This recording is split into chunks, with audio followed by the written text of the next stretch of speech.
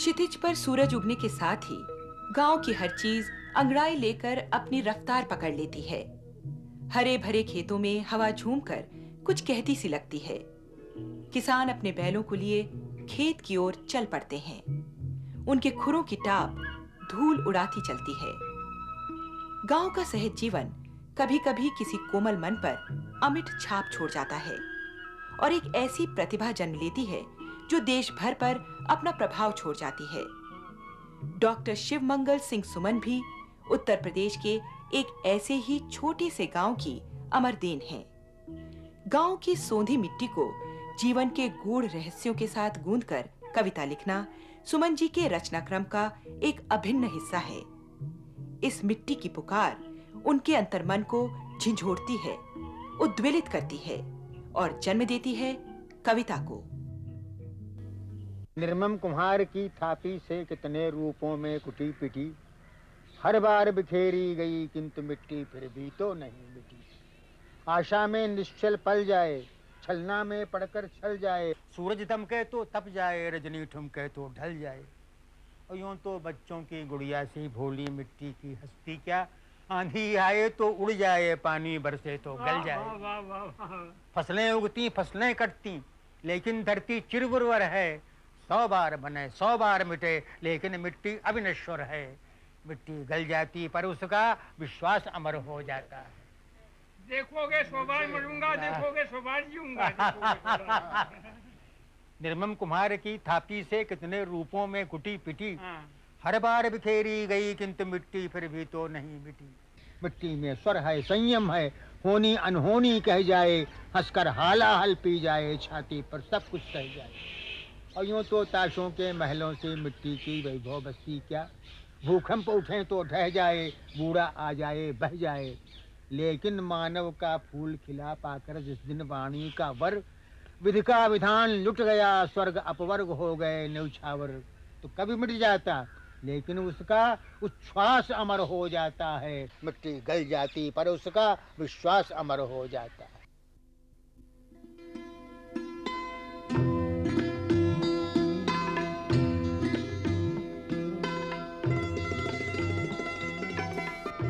सन 1915 उन्नाव जिले का झगरपुर गांव। यही नाग पंचमी के दिन एक किसान परिवार में एक पुत्र का जन्म हुआ।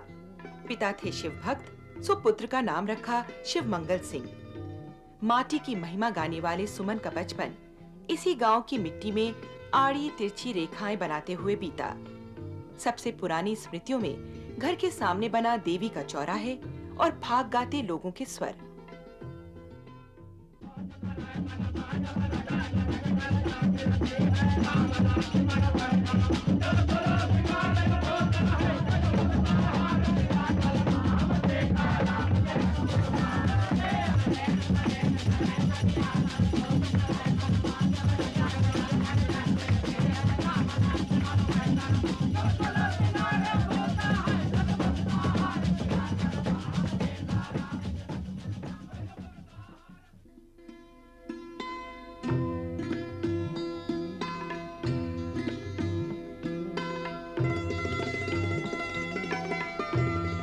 सुमन जी के गांव की मिट्टी आज भी उन्हें वहीं खींच ले जाती है।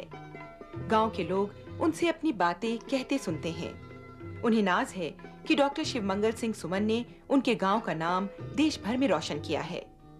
गांव की अमराइयां, बचपन के खेल, झगरपुर की हाट और भगीरथी के तट पर गंगा दशहरे के मेले में उमड़ता हुजूम, कुश्ती का शौक और माँ के बनाए मीठे पुओं का स्वाद सुमन जी से 5 वर्ष की उम्र में ही छूट गया।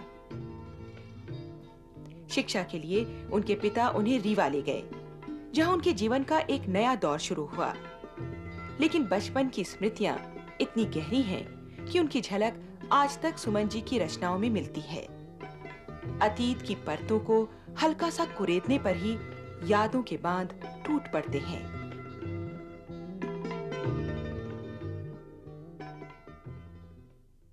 मेरा जन्म नाग पंचमी को हुआ था 1915 में। फिर मैं यहाँ रहा 5 साल की उम्र तक। मेरे पिता साहब बख्श सिंह, माँ कैलाशा देवी वहाँ जनरल हो गए थे स्टेट आर्मी में, रीवा। तो मैं इतना लाडला था कि 5 बरस की उम्र में कोई दूध नहीं पीता, मैं तब भी मैं दूध पीता रहता था। कहती थी, जब कहती थी तुम्हारे बाप मेरा दूध छुड़ा कर तुमको ले गए थे 5 साल की उम्र में, तो यहाँ से रीवा चला गया था। रीवा में वो जनरल थे ही, हमारे अंकल भी थे, उनको जागीर मिली थी।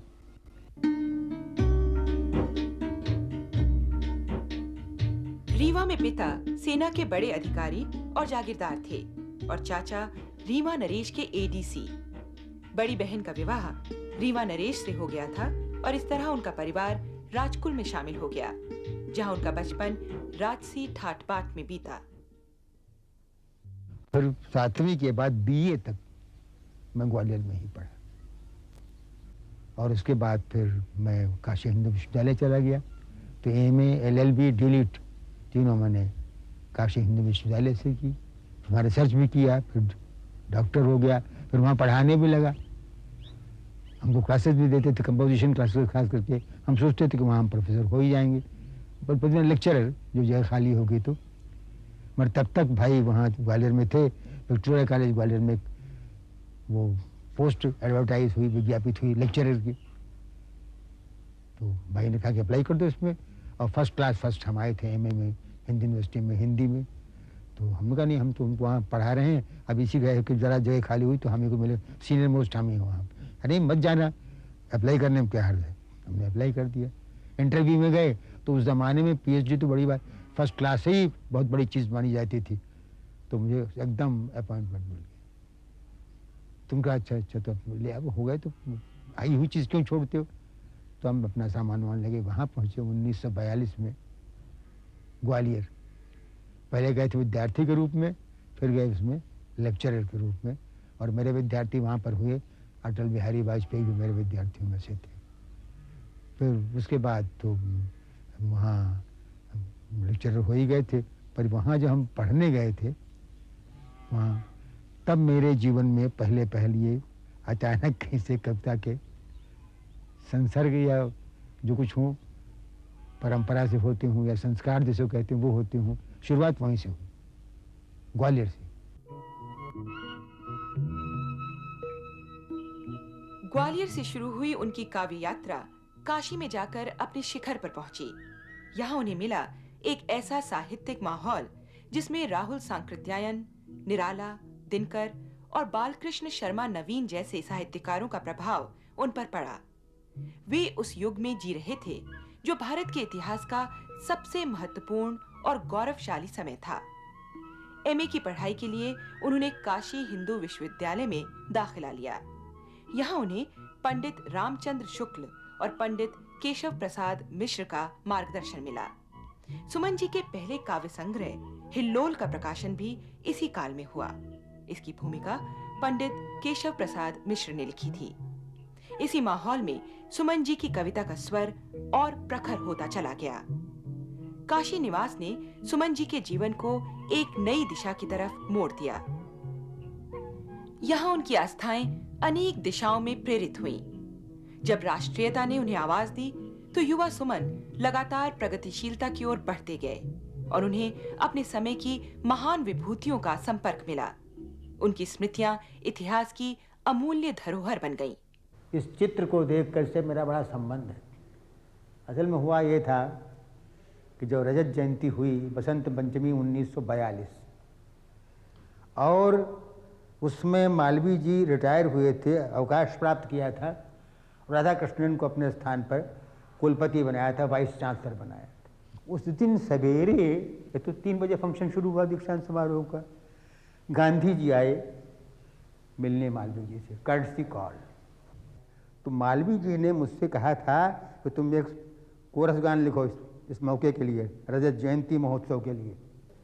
जैसे ही मालवीय पहुँच का कवि को बुलवाओ, सीधा शुद्धन की मोटर लेके लग के यहाँ से, और कहा कि बाबू याद कर रहे हैं। चल मैं घबराया, हम क्यों, अंदर जाओ। देखा तो गांधी जी यही चित्र ऐसे बैठे। तो मैं तो पहले हक्का बक्का बोल, जो विश्व के महानतम गांधी मालवीय को इतने पास से देखने उत्सव था, धन्यवाद काफ़ी था। बोले कब तक सुनाओ गांधी जी को। तो यहीं बैठा दी चरणों से जरा हट के, वो कमरा था उधर वाला, उसमें जो मैंने शुरू किया, हमारा विश्वविद्यालय, हमारा विश्वविद्यालय, हमारे ज्ञान का मंदिर, हमारे ध्यान का मंदिर, बसा गंगा किनारे विश्व के सम्मान का मंदिर, उठी बज बीन वीणा पाणी की, मृद ताल स्वर लय मय, हमारा विश्वविद्यालय, हमारा विश्वविद्यालय। जो तीसरा छंद मैंने शुरू किया, महाराज बोले इसे काट दो, ठीक नहीं है। गांधी बोले ये नहीं कट सकता, मैं कहता हूँ तो तुम आगे पढ़ो। वो गुजराती तो मैं नहीं, मैं कहता हूँ मैं बोलते थे, और नहीं कोई नहीं, ये नहीं कर सकता। तो मैंने फिर पढ़ा, और छंद क्या था, बड़ा मासूम, वायु धर्म का बंदा, फिरा दर दर किया चंदा, और खड़ा ही कर दिया उसने पुनः भारत का नालंदा, हमारे विश्वकर्मा की, हमारे मालवी की जय, हमारा विश्वविद्यालय, हमारा विश्वविद्यालय। उसके बाद हम भाग गए, पैर छुए और चुपचाप। अब यही नहीं कहा कि तुम बड़े अच्छे कवि हो, बड़े महत्वपूर्ण बातें करने होंगे, तो हमारा पक्ष सोचिए कि विश्व के दो महान व्यक्तियों को हमने सुना दिया, हम तो हमेशा के लिए धन्य हो गए। सरस्वती के प्रसाद का इससे बड़ा मुझे कोई आशीर्वाद जीवन में आगे भी नहीं मिल सकता है, इसलिए मुझे ऐतिहासिक क्षण सुनने हो गया।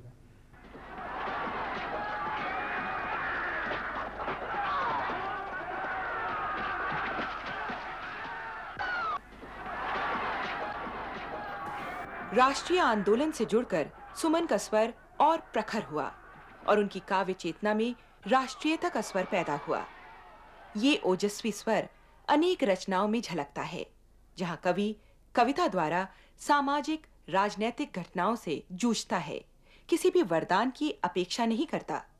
वरदान मांगूंगा नहीं, ये हार एक विराम है, जीवन महासंग्राम है, तिल तिल मिटूंगा पर दया की भीख मैं लूंगा नहीं, वरदान मांगूंगा नहीं। स्मृत सुखद प्रहरों के लिए, अपने खंडहरों के लिए, ये जान लो मैं विश्व की संपत्ति चाहूंगा नहीं, वरदान मांगूंगा नहीं। क्या हार में क्या जीत में, क्या हार में क्या जीत में, किंचित नहीं भयभीत में, संघर्ष पथ पर जो मिले ये भी सही वो भी सही, वरदान मांगूंगा नहीं। लघुता ने अब मेरी छुओ, तुम हो महान बने रहो, लघुता ने अब मेरी छुओ, तुम हो महान बने रहो, अपने हृदय की वेदना मैं व्यर्थ त्यागूंगा नहीं, वरदान मांगूंगा नहीं। चाहे हृदय को ताप दो, चाहे मुझे अभिशाप दो, कुछ भी करो कर्तव्य पथ से किंतु भागूंगा नहीं, वरदान मांगूंगा नहीं। सन 1940 से 1956 तक का समय सुमन जी के लिए बहुत महत्वपूर्ण सिद्ध हुआ। अब तक उनके 2 काव्य संग्रह निकल चुके थे। हिल्लोल का कवि अब जीवन के गान तक की यात्रा तय कर चुका था। इन कविताओं में समाज और उसके अंतर्द्वंद की स्पष्ट छाया है। प्रलय सृजन में गरीबी, शोषण और मानवता के प्रति कवि की चेतना का भाव और उभरा। सुमन जी ने सन 1948 में काशी हिंदू विश्वविद्यालय से डीलिट प्राप्त की। इस दौरान वे ऋग्वेद के उषा गायन, कालिदास की मेघदूत, जयदेव के गीत गोविंद आदि अनेक संस्कृत ग्रंथों से प्रभावित हुए। उनकी कविता शैली में संस्कृत की काव्य परंपरा का स्पष्ट प्रभाव व निर्वाह दिखाई पड़ता है।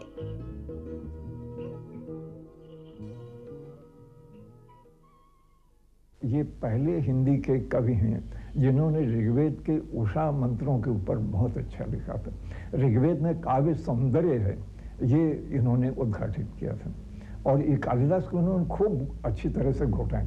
कालिदास की बहुत ही स्मरणीय पंक्तियां मैंने सबसे पहले सुमन से सुनी। वाल्मीकि का प्रभाव कालिदास पर कैसे पड़ा है, ये सुमन ने ये बात पकड़ी है। तो ये हिंदी कविता के अलावा संस्कृत साहित्य से भी बहुत गहराई से जुड़े हुए हैं, और कालिदास के इनके ऊपर बहुत असर है। इस कविता का शीर्षक है कहाँ समाप्त साधना। छोटी सी कविता 2 छंद की, पर थोड़ा सा विचित्र है, मतलब कि पंचचामर छंद में मैंने लिखा है। ये हिंदी का छंद नहीं, ये संस्कृत का छंद है, और संस्कृत का होते हुए भी प्रसिद्ध इसलिए है कि रावण ने इसी छंद में शिव का तांडव स्तोत्र लिखा था। जटा कटाह संभ्रमं भ्रमण्य लिम्प मिलजरी विलोल बीच वल्लरी विराजमान मूर्धनि। पूरे के समास के समास है, कहीं सांस नहीं ले सकते। जटा कटाह संभ्रमं भ्रमण्य लिम्प मर्जरी लोल बीच वल्लरी विराजमान मूर्धनि धगत धगत धगत ज्वलल ललाट पट्ट पावके किशोर चंद्रशेखरे रते प्रतिक्षणम मम जटाटवी गलज्जल प्रवाह पावित स्थले गले वलंब लंबितां भुजंग तुंग मालिकां डमड डमड डमड डमंड नाद वड्ड मर्वयम चकार चंड तांडवम तनोतु ना शिवा शिवम। बड़ा प्रसिद्ध है, मगर वो ओज उसमें बहुत है, मैंने उसको उल्टा लिया है। वो चंद वही उसकी अपेक्षा कोमल है। तो तुम पी रहे गरल की देख नीलकंठ मुग्ध हैं, सुधा लजा गई अमर पतित असुर विक्षुब्ध हैं, मगर अभी तो पग प्रथम कहाँ समाप्त साधना कि है नरत्वताओं पर लगा हुआ है ग्राम गृह नगर सभी तो दांवों पर। तो तुम्हें अगर है यान कुछ मनुष्यता के नाम की तो ध्यान ये बना रहे वमन न हो वमन न हो।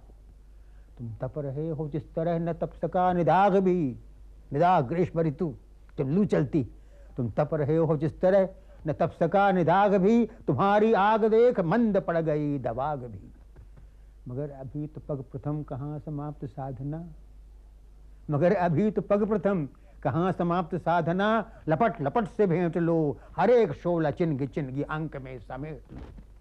क्यों बने अगर विभूति तो दोनों विभूति राख विभूति मैंने ऐश्वर्य देश की गौरव, बने अगर विभूति तो जो आ रही है पीढ़ियां भविष्य में उन्हें कभी तपन न हो तपन न हो। सुमन जी जब कविता के क्षेत्र में आए उस समय छायावादी कविता अपने उत्कर्ष पर थी। बनारस अनेक साहित्यिक गतिविधियों का केंद्र था। काशी का सांस्कृतिक संस्कारपूर्ण वातावरण युवा सुमन के लिए न केवल रुचिकर था बल्कि फलदायी भी। उनकी कविता जहां छायावाद की अलंकारिक शैली और शब्दों से प्रभावित हुई, वहीं प्रगतिवाद उनकी कविताओं का विशेष आकर्षण रहा। काशीवास के दौरान वे ऐसे कवि के रूप में उभरे जो छायावादी अंतर्मुखी चेतना को लोकोन्मुखी बनाने के प्रयत्न में लगे और सफल हुए।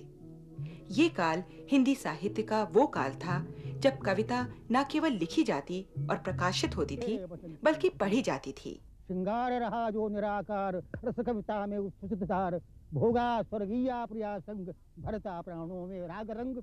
कवि गोष्ठियों और काव्य संध्याओं की ज्वलंत परंपराओं के बीच सुमन जी ने अपना स्थान बनाया। इस दौरान वे निराला से बहुत प्रभावित हुए। उन दिनों काशी में बजरों पर कवि गोष्ठियों की एक विशिष्ट परंपरा थी जिसमें सुमन जी बढ़ चढ़कर हिस्सा लेते थे। उन्होंने कविता की वाचक परंपरा को नए आयाम दिए।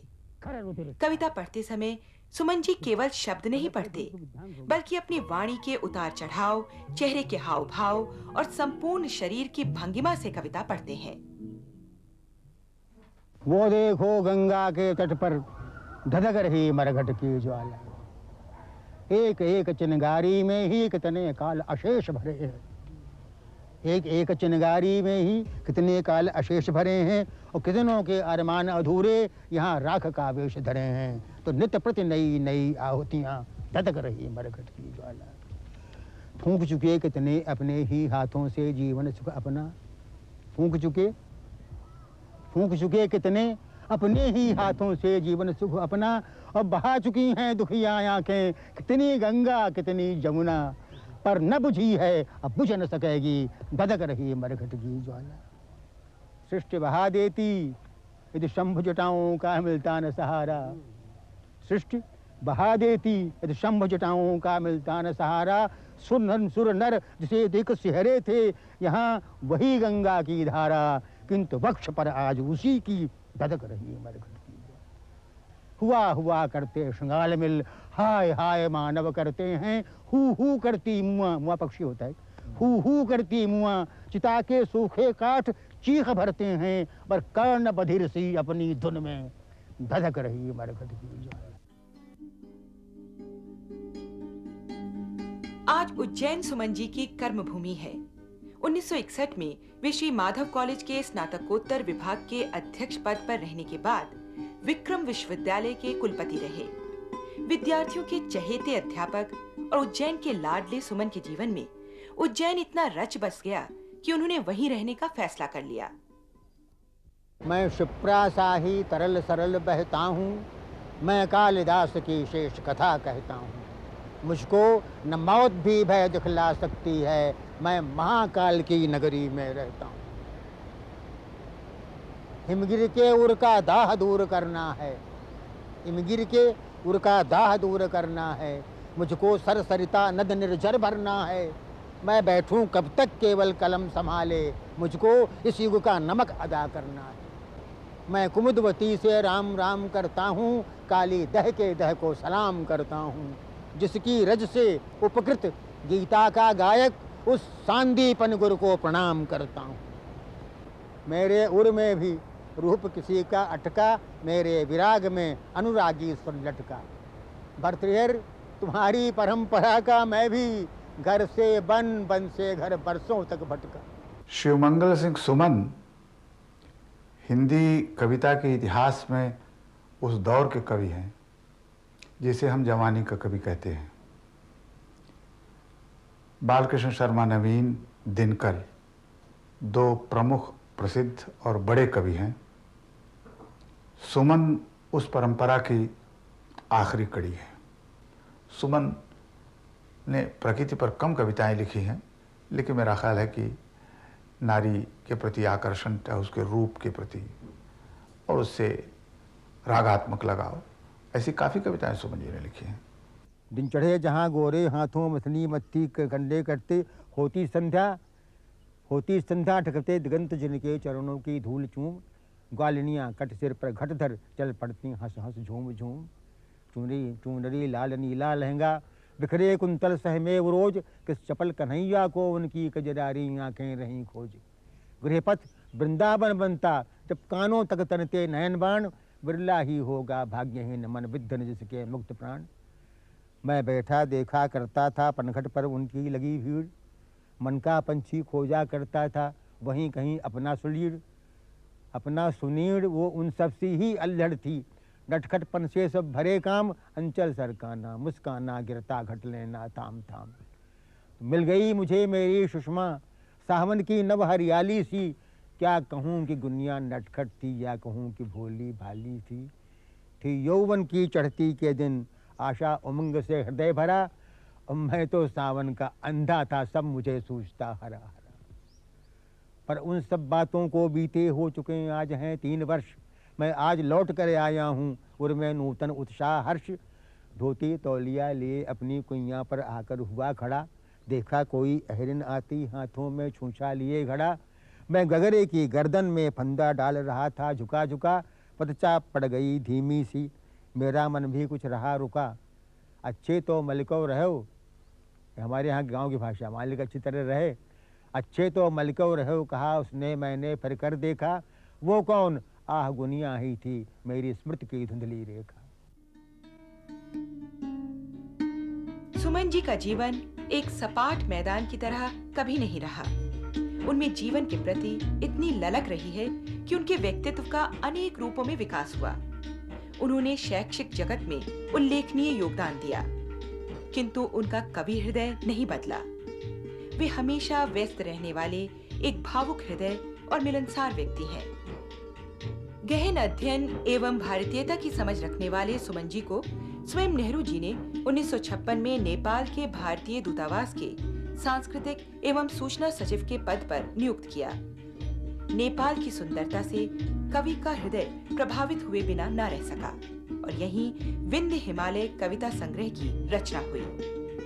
साहित्यिक एवं अनेक क्षेत्रों में सुमन जी के अभूतपूर्व योगदान के लिए उन्हें अनेक राष्ट्रीय पुरस्कारों से नवाजा गया।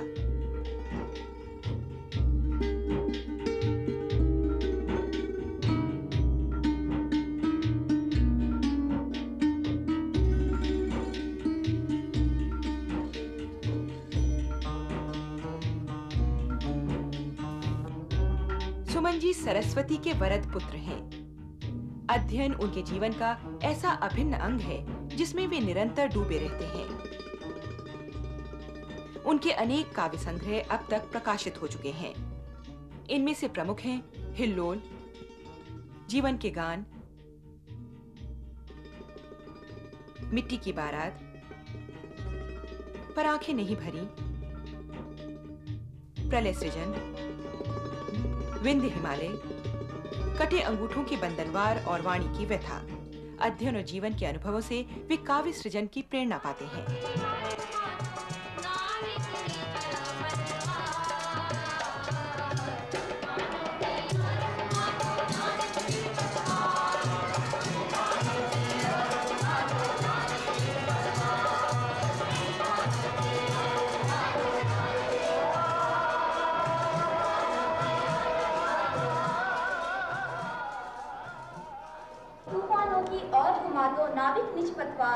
आज सिंधु ने विष उगला है, लहरों का यौवन मचला है।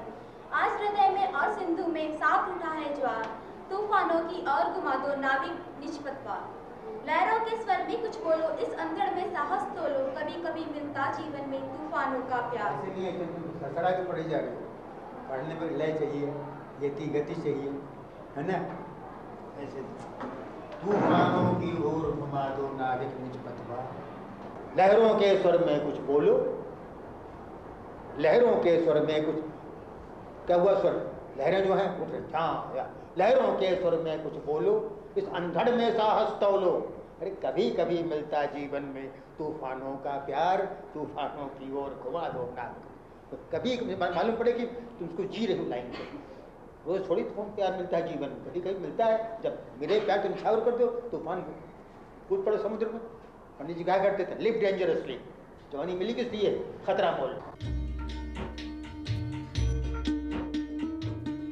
सुमन जी अध्यापक को भावी नागरिकों के नेता और निर्माता मानते हैं।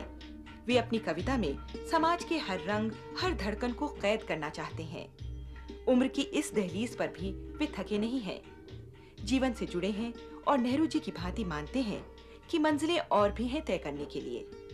युवावस्था में वे सबसे अधिक नेहरू जी से प्रभावित हुए, जिन्होंने उन्हें जीवन को एक कविता बना देने की प्रेरणा दी। शायद यही कारण था कि वो नेहरू जी के अंदर बसे भावुक रूप को भी समझ सके। सुमन जी का जो दूसरा पक्ष है, जहां किसी व्यक्ति के, सार्वजनिक व्यक्ति के निजी अनुभव की, नितांत एकांत अनुभव की, और कभी कभी अपने भी, कविता में उस विषय को जहां लिया है, वहां सुमन जी का एक दूसरा ही रूप प्रकट होता है, जिसका एक अच्छा उदाहरण है मिट्टी की बारात शीर्षक कविता। जवाहरलाल नेहरू के सार्वजनिक पक्ष को लेकर सुमन जी ने काफ़ी कविताएं लिखी हैं, लेकिन एक पक्ष जवाहरलाल नेहरू का ऐसा है जिसकी ओर बहुत कम लोगों का ध्यान गया। जवाहरलाल नेहरू ने अपनी पत्नी कमला जी की मृत्यु के बाद उनकी अस्थियां थोड़ी सी बचा के रखी थी, और वो इसलिए कि स्वयं पंडित जी अपने देहावसान के बाद जो अस्थियां उनकी बचेंगी, उनके साथ दोनों का प्रवाह संगम पर एक साथ हो। कल्पना बड़ी रोमांटिक मालूम होती है, लेकिन इससे नेहरू के व्यक्तित्व की एक कुंजी का पता चलता है। सुमन ने इस पर एक कल्पना की है कि कैसे दोनों, कमला की और नेहरू जवाहरलाल की अस्थियां संगम में एक साथ बहती हैं तो आपस में क्या बातचीत करती हैं। मैंने इंदिरा गांधी से पूछा, जब लिखूं, असल में उनका शोक प्रस्ताव वहाँ पारित हो रहा था साहित्य अकेडमी में, तो मैंने कविता लिख तो डाली थी, पर चूंकि मैं उस समकालीन कवि हूँ तो कोई फैक्ट्स गलत न जाए, इसलिए वहाँ जब उसके बाद मैंने कहा कि एक आपसे पूछना चाहते क्या। हम कहा कमला नेहरू के कमरे से उनकी कलश मंजूषा फूलों की विजयलक्ष्मी पंडित लाई थी कि आप लाई थी पंडित जी के कलश के बगल में रखने को? तो चौंकी, बोले तो बहुत पर्सनल मैटर है, व्यक्तिगत की क्यों पूछ रहे हैं? बोले आप ये क्यों पूछ रहे हैं? हम क्या इसलिए पूछ रहे, मैंने उसमें एक कविता लिखी और उसमें मैंने पूरा वर्णन किया है कैसे जैसे कोई शादी होकर डोली में आई होंगी, ऐसे आखिर में डोली जो है जा रही है गंगा में प्रवाहित होने के लिए। तो आपके पास कविता है? हमने कहा हमें सुनाइएगा। तो वहीं हमने साहित्य एकदम सुनाया, वो धारा आंसू के बन गई थी, छप छप छप छप छप छप, अरे यहाँ पानी है, अरे यहाँ पानी है, जनरव का ज्वार या त्रिवेणी का कोलाहल, जनरव का ज्वार या त्रिवेणी का कोलाहल, समझ गई संगम है संगम है, समझ गई संगम है, यहाँ सभी मिलते हैं नारी नर पुण्य पाप वर और शाप, संगम है गंगा का जमुना का गत आगत अधुना का, सतरज और तम की सम्मिलित हिलोर सी, और सरस्वती सिसक रही है यहाँ विभोर सी। छलना को सत्य करो मेरी भव बाधा हो, ये क्या हठात हुआ, किसने पहना दी मुझे वरद वरमाला सी, शीतल मधु ज्वाला सी, धन्य हुई संगम में लीन हुई, बहने लगी जीवन की धारा में। धन्य हुई संगम में लीन हुई, बहने लगी जीवन की धारा में। अरे तुम कौन हो, बरबस बहे आ रहे तरल नीलांबर में। अब उनके फूल अस्थियां पास, तरल नीलांबर, जैसे नीला आसमान, ये गंगा जमुना तरल नीलांबर, पिघला हुआ आसमान। अरे तुम कौन हो, बरबस बहे आ रहे तरल नीलांबर में, किसकी पदध्वनि से आज झंझना उठे हैं फिर अणु अस्तित्व के। किसकी पदध्वनि से आज झंझना उठे हैं फिर अणु अस्तित्व के। दूर रहो, बहने दो। जवाहर, डरो नहीं, पथिक हूं थका हारा। डरो नहीं, पूरा गिना हुआ टाइम 40 वर्ष बाद आया था, मैं ये गिन रखे थे। और कभी किसी से पैर भी नहीं, उनके मरने के बाद सेवा ली नहीं, पैर दबा दो, मत्था तक होता है तो कमला साहब मैं जब दबाऊंगा, बड़ा करुण हमको लगा वो। डरो नहीं, पथिक हूं थका हारा, जब से गई छूट तू फिरा किया मारा, लहरों के फूल सा खोकर तुझे खो सा गया धारा के फूल सा। ऐसी खोज समा गई मन के किसी प्रांतर में, तुझको ही खोजा किया जनता में जनांतर में। भरी आंखों और बुझी पुतलियों में, ऐसी बेकली सी समाई कन में। तेरा ही प्रेम हुआ जन में प्रतिबिंबित, तेरा ही प्रेम हुआ जन में प्रतिबिंबित। ऐसी बेकली सी समाई कन में, तेरा ही प्रेम हुआ जन में प्रतिबिंबित। मोह की सीमा तक श्वेत में श्वेतता और नील में नीलिमा तू ही बनी पुतली की। सफेद श्वेत में श्वेतता और नील में नीलिमा तू ही बनी पुतली की। बाहर से भरा भीतर ही सूखा किया। तू क्या गई, गंध गई, गान गया, राग गया।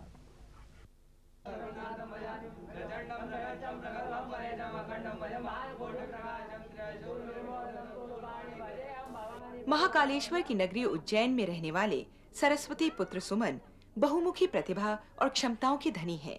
उनका व्यक्तित्व बहुरंगी है। आज भी वे अनेक समितियों एवं विश्वविद्यालयों से जुड़े हुए हैं। सुमन जी जहां एक लोकप्रिय कवि हैं, वहीं सफल प्रशासक भी। जहां आदर्श शिक्षक हैं, वहीं समर्पित सामाजिक कार्यकर्ता भी। वो आज भी कार्यरत हैं। आज वो कालिदास अकादमी के अध्यक्ष के रूप में सक्रिय भूमिका निभाते हैं। एक बात होती तो हम उसको आपको बताते, ऐसा नहीं है। ये इनका संबंध, इनका हमारा ये ताल्लुक आज से नहीं, मुद्दत से है। इनमें क्या सिफत है, बस ये कहना है, शायर लोग हैं ना, कवि हैं ना, लिहाजा इनकी ज़बान को कोई रोक नहीं सकता। सुमन जी का काव्य प्राणों की ऊर्जा और वाणी के उद्घोष से मुखरित है। उन्होंने हिंदी कविता को नवीन स्फूर्ति और नई प्राण शक्ति प्रदान की। सुमन जी नियम के इतने पक्के हैं कि उनका सुबह का टहलना लोग उदाहरण के रूप में देते हैं। उनका व्यवहार सहज और व्यक्तित्व आकर्षक है। अपने परिवार और पत्नी को वे विशेष स्थान व सम्मान देते हैं। अपने सौम्य व विनम्र स्वभाव के कारण उज्जैन शहर में वे इतने लोकप्रिय हैं कि उनका जन्मदिन शहर के तमाम लोग एक उत्सव की तरह मनाते हैं। सही मायने में डॉक्टर शिवमंगल सिंह सुमन केवल एक कवि ही नहीं, एक संपूर्ण व्यक्तित्व हैं।